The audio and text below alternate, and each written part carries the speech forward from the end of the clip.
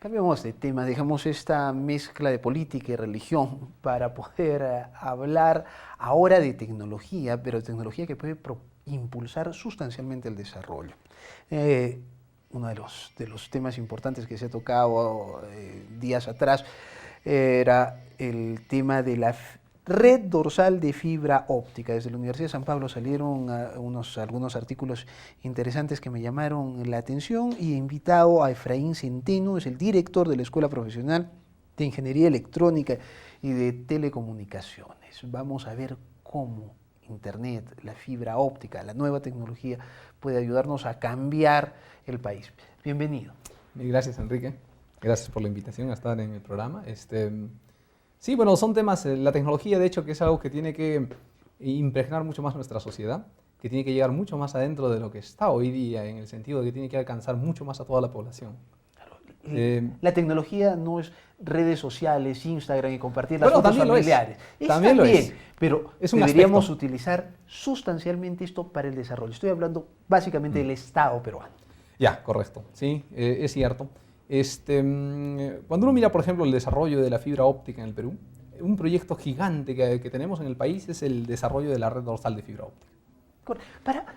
Para poder igualarnos a todos, ¿podrías explicarnos brevemente qué es la fibra óptica? Claro, antes nos comunicábamos para que exista comunicaciones entre varios lugares, lo que hacíamos era un tendido de cables, básicamente un par de cobre o un cable de cobre que se tendía desde los postes y llegaba hasta los sitios. Desgraciadamente la capacidad de este tipo de canal de comunicación es limitado, entonces nos limitaba, digamos, la capacidad que teníamos de enviar información, el ancho de banda de Internet. El ancho de banda y la velocidad. Correctamente. ¿No es cierto? Entonces ahora se instala fibra óptica. La fibra óptica es, en ese sentido, muy, muy superior tecnológicamente, nos permite un ancho de banda muy, muy grande. Son impulsos de luz. Correctamente. Se transmite la información a través de impulsos de luz que viajan a través de un medio plástico, y esa es pues la fibra óptica y llega de un punto A a un punto B.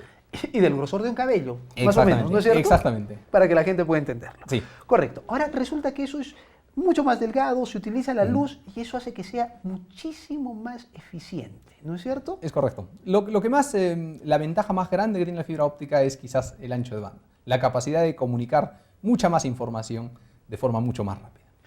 Ahora, el asunto es que mucha gente se pregunta, sobre todo los que no son millennials, y digamos que la gente de más avanzada edad, y dice, ¿y la Internet y que haya fibra óptica a mí en qué me beneficia? ¿En qué nos beneficia como sociedad, como país? Hay estudios muy interesantes, por ejemplo, que relacionan el uso del Internet con el crecimiento económico. Porque claro, si uno tiene una tiendita y no tiene nunca Internet, bueno, con todo el respeto que esa tienda tiene, es un negocio que no tiene el potencial de usar tecnología.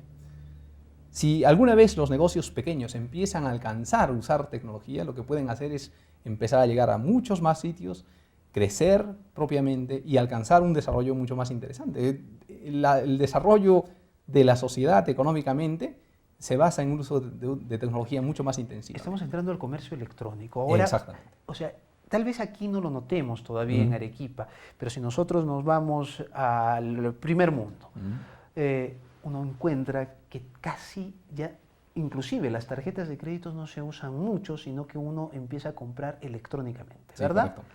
Entonces, a eso te refieres con el potencial de los negocios. Es correcto. Pero también hay una serie de cosas. Por ejemplo, la información que nos trae Internet nos sirve para educación, por ejemplo. Puede servir para hacer otro tipo de cosas que las personas que no tienen acceso a ellas sencillamente se ven negados a. Por ejemplo, como tú mismo has mencionado, los millennials. En la Universidad de San Pablo miramos mucho a los chicos, por ejemplo, y miramos los patrones de aprendizaje, por ejemplo. Los chicos son maestros de utilizar los medios digitales para aprender. Es decir, si el profesor les dice algo muy complejo, muy difícil para ellos, ¿qué hacen? Van después, por ejemplo, a Internet, a YouTube, abren los videos tutoriales y buscan en un tutorial de 2 horas los 30 segundos que son necesarios para ellos. Y saben hacer eso muy bien. Hay muchos chicos de colegio que también están utilizando esas cosas. Es tan importante la Internet en el mundo de hoy que se piensa que en unos años más podría considerarse un derecho humano el acceso a Internet, es ¿verdad? Correcto. Algunos países, si no me equivoco, Finlandia o los países nórdicos, han empezado con una tendencia muy fuerte a mover esto hacia allá. Es decir, declarando el acceso al Internet como un derecho humano. Es que muy pronto se estima, relativamente pronto, voy a corregirme, la autoeducación va a ser importantísima y las universidades van a ser una suerte de instituciones de certificación, donde yo pueda llegar y decir, yo creo que soy abogado, que puedo ser abogado, que tengo las cualidades, porque uno puede descargar en internet, puede acceder, por ejemplo, a muchos de los cursos de las principales universidades del mundo. Es cierto. ¿No es cierto? Es correcto. Y es totalmente gratuito. Entonces, teleeducación es importante, pero la teleeducación no funciona si la internet es lenta, pesada, no puedo descargar, no puedo hacer, ¿verdad? Sí. En ese sentido, déjame hacer una reflexión pequeñita. Yo sí pienso que todavía los modelos formativos, estamos lejos de pensar en que los estudiantes pueden hacer muchas de las cosas solos a través de internet. Yo sí pienso que existe un componente muy fuerte que todavía se da en base presencial. Los valores que uno aprende en un aula universitaria, a relacionarse con las personas, el modo de conversar, la forma de tratar y muchas de las cosas que son sesgos o particularidades de la persona se forman ahí y no pueden ser reemplazados, desgraciadamente, desde mi punto de vista, por las conexiones en línea, por la internet. Pero esa es la tendencia. Pero existe un complemento muy poderoso y muy positivo, el cual, por ejemplo, es negado a las partes donde no hay internet. A las comunidades más pobres, más vulnerables, donde no llega el internet. Donde la teleeducación sería lo único, porque no llega ni el profesor. ¿No es cierto? Exactamente. O sea, se requiere. Sí. La telemedicina también funciona en el mismo camino, en la misma ¿no es cierto? Sí. Porque podrías estar, si tú y yo fuéramos médicos, podríamos estar operando aquí, pero nos están diciendo qué hacer desde el mejor hospital de los Estados Unidos, un gran especialista, porque está mirando lo mismo que nosotros. Claro. ¿No es cierto? O sencillamente el hecho de tener la capacidad de mandar información, ¿no? Por ejemplo, en el Perú la anemia es una enfermedad prevalente y es una enfermedad prevalente para niños infantes de 6 meses a 36 meses. Y es terrible porque limita el crecimiento tanto físicamente, académicamente, mentalmente. A pesar de que la anemia se revierta después, los niños de repente no llegan nunca a revertir los efectos de su carencia. Es decir, es dramático el daño que se hace a la población. En Arequipa me parece que es más del 40% de los niños en esa edad padecen de anemia. Sin embargo, ¿qué es lo que sucede? ¿Por qué tenemos estas enfermedades prevalentes? Porque no tenemos un laboratorio allí, donde se produce pues, estos casos de anemia masivamente. Porque no tenemos la capacidad, por ejemplo, de enviar esa información y decir, bueno, aquí centremos nuestros esfuerzos, ¿no? Y ese es parte del rol del Estado que tiene que impulsarlo con mucha más fuerza, mucha más empeño y decisión. Tenemos que ir a una pausa, pero perfecto. Quisiera tratar contigo cuando regresemos unos temas que a mí me parecen importantes. Uno de ellos es el e-government, es decir, el gobierno electrónico. O sea, usted no tiene que pagar sus impuestos, pues, por decirlo más fácil, haciendo cola en la UNAD y en un horario establecido. Puede pagarlo en la madrugada si quiere desde su casa. Pero no solamente es eso, el e-government involucra también dar información a la ciudadanía, que uno pueda hacer trámites, cosas, simplificar mucho la vida de las personas. ¿Cuánto hemos avanzado en eso? Y también quiero hablar sobre el acceso que nosotros tenemos en Internet. Aquí hay unos datos que precisamente Efraín ha escrito en un artículo que me parecen interesantes. Tras la pausa seguimos hablando de Internet, el acceso, lo importante de la fibra óptica y cuánto nos costaría hacer este gran proyecto nacional. Tras la pausa seguimos en Modo Avión.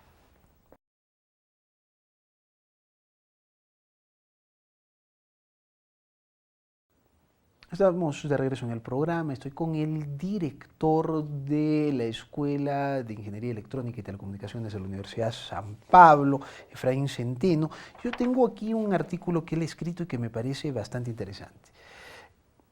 Bueno, quiero hablar de e-government en un instante, pero mientras nosotros estamos hablando de cómo hacemos que la gente se conecte a Internet, tener las cosas más rápido, ¿no? Que las cosas funcionen más rápido, en el mundo se habla ya de inteligencia artificial. Entonces, quiero tocar ese tema, pero antes, una cosa más. Tú decías que el acceso a Internet es una cuestión muy importante para medir el desarrollo de países, ¿no es cierto? Y tú escribes en tu artículo y dices que en el Perú, según INEI, en 2016, 45.5% de los peruanos teníamos acceso a Internet. Digamos que 1 de cada 2. Pero en Chile es 84%. Esa diferencia de 45 a 84% realmente marca esa diferencia entre el desarrollo de Chile y Perú, según tu opinión? Bueno, de hecho que nos avisa o nos indica que sí estamos atrás, bastante atrás, y que hay cosas más, y que tenemos que impulsar esto con mucha mayor énfasis, con mucho mayor ánimo, desde el punto de vista desde el gobierno, pero también desde el punto de vista de las instituciones educativas y todos. Justo te escuchaba un poquito a tu invitado anterior y me acordaba, claro, es cierto, las cosas van a cambiar cuando no solo los políticos cambien, sino todos cambiemos. En esto del Internet es un poquito así también. Necesitamos que varios factores confluyan para que lleguemos a un desarrollo pleno. Y o sea, mientras tú y yo estamos discutiendo aquí de esto, acceso, cosas por el estilo, en Chile están hablando de inteligencia artificial, ¿sí? Es cierto, otros países nos han ganado. En el articulito he puesto algunos ejemplos interesantes que yo no conocía y que a raíz de precisamente empezar a buscar un poquito del tema me llegué a enterar, ¿no? Hay 2 compañías ya latinoamericanas que están utilizando inteligencia artificial dentro de sus plantas. Y estos específicamente se trata de sistemas de manejo autónomo, es decir, vehículos que se manejan solos. Claro, bueno, hemos visto que ya hay experimentos dentro de la ciudad y que uno de ellos generó un accidente y Sí, que fue noticia mundial. Sí, pues son cuestiones bastante interesantes, pero tú has descubierto que dentro de una azucarera, me parece. Sí, una azucarera en Brasil. Una azucarera en Brasil y una mina en Argentina, en Chile. Y una mina en Chile, ya los carros no tienen chofer. Y que una parte. Se ha optimizado. Sí, bueno, ellos reportan resultados positivos en el sentido de mejora de la producción o retraso en las colas, o por ejemplo en la azucarera reportaban que sus camiones pisaban menos los brotes de la caña de azúcar, que era uno de los factores interesantes que ellos medían para saber cuánto tenían que replantar. Entonces, son datos interesantes que nos muestran que otros nos llevan la delantera en el uso de la tecnología. Y desde mi punto de vista, ¿qué necesitamos en el Perú? O lo que yo quería transmitir con este artículo es qué necesitamos para llegar a tener inteligencia artificial en el Perú, por ejemplo. Y eso no es algo que debemos pensar que es muy lejano o muy distante. Lo es si pensamos que todavía nuestra población rural tiene pues 14% de acceso a Internet. Porque significa que no le va a llegar ni siquiera... En el campo es increíble. Exactamente. Y esa es la manera en que podríamos acercarnos. Exactamente. Primero, el primer paso es tener conectividad. Y conectividad lo hacemos con la red dorsal de fibra óptica. Es una de las formas. De hecho que la gente está hablando de la red dorsal de fibra óptica realmente como un elefante blanco hasta cierto punto, porque es un proyecto que inició el gobierno, es un proyecto espectacular de conectar todas las capitales de departamento a través de fibra óptica. ¿Cuándo empezó el proyecto? ¿Tienes conciencia de eso? Me parece que es el 2015. 2015. Sí. El proyecto, me parece que OCIPTEL mismo ya lo ha estado verificando en muchas de las capitales de departamento, revisando que exista la conexión me parece que existe. La traba me parece que es más de corte burocrático. Correcto. ¿Es muy caro? O sea, ¿podría ser plata? Burocrático porque no nos dan el paso, nos hacen muchos problemas para darnos la plata. Sí, exactamente. El detalle es que cuando el gobierno empezó, ese es un proyecto que es financiado por el gobierno y por una empresa. ¿Ya? Entonces es un capital mixto. Para el gobierno asegurar el acceso masivo trató de fijar en su momento, cuando hacía el contrato, un precio relativamente bajo del Internet. Desgraciadamente, los que hicieron el caso de estudio a futuro no proyectaron muy bien. ¿Qué ha sucedido en el tiempo? Cuando la red se ha concluido, el precio de la Internet que ellos fijaron está por acá y el precio de mercado hoy día está por debajo. Sin embargo, tenemos un contrato escrito por el cual la compañía que maneja esta red debería cobrar más. Más de lo que cobran compañías de telecomunicaciones que pueden poner hoy día plata, y que hacen dinero con esto.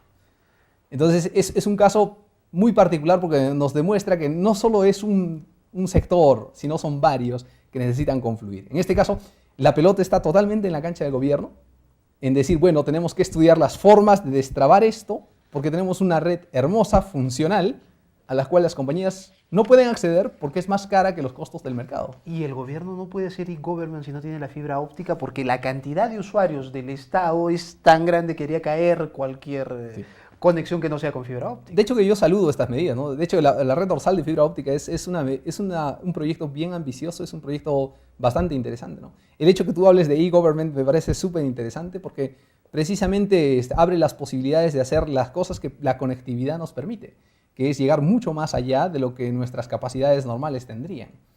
Y esto también me dice varias cosas, ¿no? Me dice que de hecho que hay pasos en el camino correcto. Sin embargo, como todos, siempre vamos a encontrar algunas trabas. En este caso, como te decía, la traba es de corte de precio, básicamente.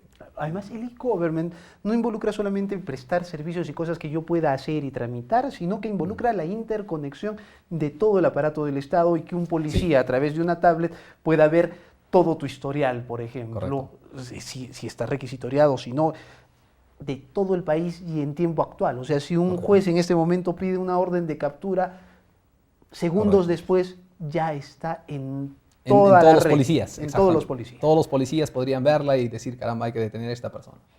¿Tienes una idea de cuándo realmente podríamos tener fibra óptica? Porque un colega tuyo de tu escuela profesional, él decía, por ejemplo, que la red dorsal de fibra óptica es el avance tecnológico más grande que hemos tenido en la última década. O sea, decía que es lo último. Es posiblemente uno de los mejores proyectos de telecomunicaciones, uno de los más ambiciosos que hay en el Perú. ¿Cuándo crees que podríamos tener? Mira, de hecho no estoy seguro exactamente cómo vamos a llegar a utilizar la fibra óptica. Como te dije, depende de varios factores. La empresa que está involucrada, el gobierno tratando de regular. Por otro, o sea, son tonterías las que nos bueno, no es la parte técnica. Nos está deteniendo, son contratos. Son contratos.